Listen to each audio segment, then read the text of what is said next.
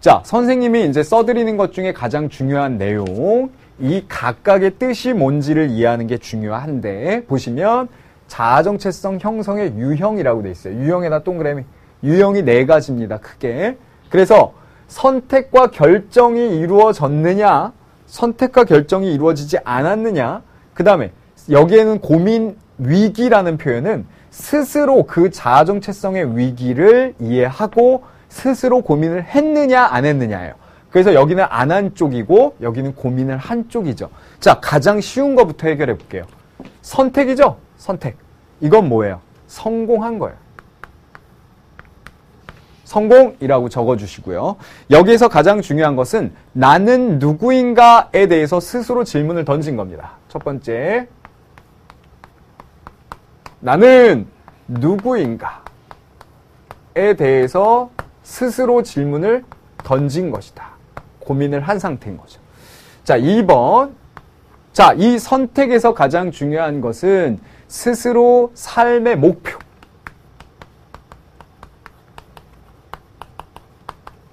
에 대해서 고민을 한 겁니다. 역시.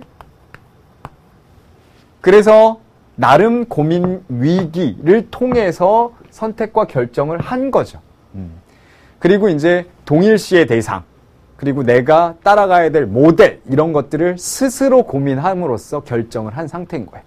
자, 여기까지 이제 설명을 드렸는데요. 자아정체성 형성에 성공을 한 유형은 쉽지는 않겠지만 여러분들이 이렇게 된다라면 굉장히 성공적인 거겠죠. 그런데 선생님이 학교에서 이게 좀 위험하다라는 생각이 들어요. 요즘에. 자, 빨리 꿈을 결정해라. 너의 진로를 결정해라. 자, 빨리빨리 해야 돼. 그래야 자기소개서도 만들고 그래야 수시에도 전략이 나오고 위험할 수가 있어요. 왜냐? 이게요. 스스로 고민을 한 것처럼 착각을 하고 그냥 결정을 해버려서 이쪽으로 갈 수도 있는 거기 때문에 충분한 시간이 있어야 됩니다. 그러니까 너무 빨리 막 결정을 해라. 지금 당장 해라. 생각해보면 선생님도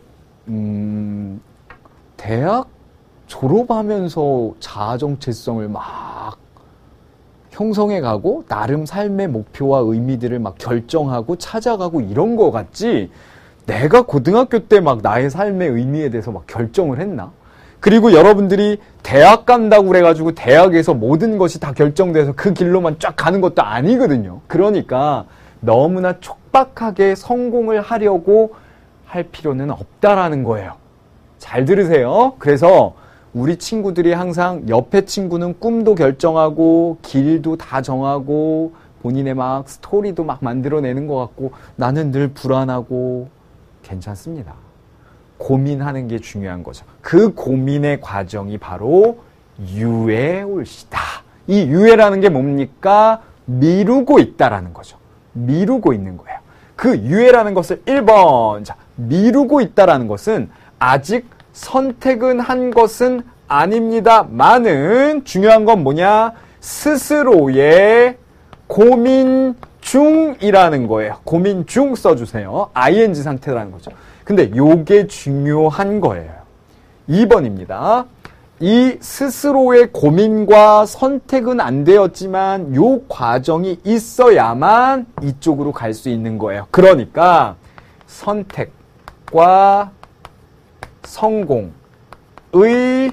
자, 이건 단계죠. 여기에요. 유형, 자아정체성의 유형을 얘기하기 때문에 자아정체성 형성이 된 쪽, 즉 선택과 성공을 한 쪽에 선결 조건이 됩니다. 그러니까 사실은 선생님은 여러분들한테 이걸 더 강조하고 싶은 거죠. 고민해라. 그게 중요하다. 스스로가 고민하는 게 중요하다.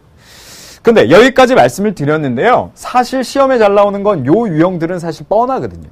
여러분들은 여기에서 이것만 알아두시면 돼요. 아, 요게 있어야 이렇게 넘어갈 수 있는 선결 조건이구나 정도를 아시면 되고, 중요한 거는 여기입니다. 이 부분. 자, 쉬운 거 혼미부터 해결을 할게요. 혼미하면. 왜 혼미하냐? 지금 모르는 거야. 안개정국에. 에? 그래서 어떻게 된 상태예요? 이거는 무관심이야. 무관심. 자, 1번 무관심. 혼미한 겁니다. 왜 혼미해? 무관심해요. 그러니까 스스로의 고민이 없고요. 심지어는 관심도 없어요. 저는 이게 제일 문제라고 생각해요.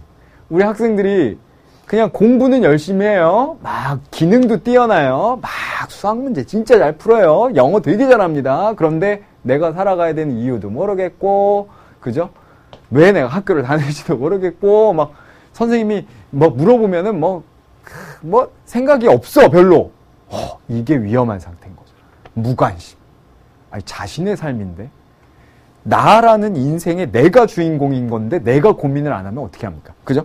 그래서 무관심한 유형이고요. 자신의 삶에 대해서 무관심하기 때문에 2번 무책임합니다. 이렇게 살면 되겠어요. 우리 방송을 듣고 있는 학생 정도라면 여기는 아닐 것 같아요. 왜냐? 의지를 가지고 있잖아요. 그죠? 지금 방송을 통해서 저를 딱 처음 만났고 지금까지 본인들이 무관심했고 무책임해가지고 그냥 살다가 방송이나 한번 볼까? 이래가지고 본 학생들이면 진짜 여러분들이 앞으로는 관심을 많이 갖고 살아야 된다는 거죠. 내 인생이니까. 자, 중요한 거는 요거예요. 선생님이 여기에다가는 별표를 하나 치려고 합니다. 색깔은 빨간 펜으로, 여러분들도 빨간 펜. 요게 시험에 잘 나옵니다. 헷갈릴 수 있고요. 자, 내용은 뭐냐? 노란 펜으로 아예 작성을 하도록 할게요. 상실이라는 건 뭐냐면, 자, 1번. 부모 혹은 주변에서 그냥 동일시의 압력을 받아서 결정을 해버린 거예요.